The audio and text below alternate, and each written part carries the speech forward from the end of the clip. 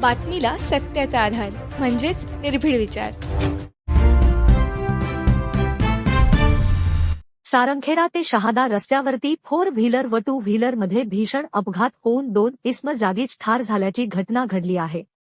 सारंगखेडा ते शहादा रस्त्यावर असलेल्या सप्तशृंगी पेट्रोल पंपाजवळ टाटा कंपनीची 4 व्हीलर कापूसने भरलेली व मोटरसायकलवर दोन्ही इसम सारंगखेडा येथे मासेमारी करण्यासाठी येत असताना हा अपघात झाल्याची प्राथमिक माहिती सूत्रांकडून मिळाली आहे।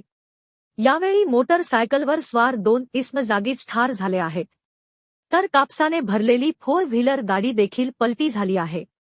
4 व्हीलर चालकाला सारंगखेडा पोलिसांनी आपल्या ताब्यात घेतले आहे।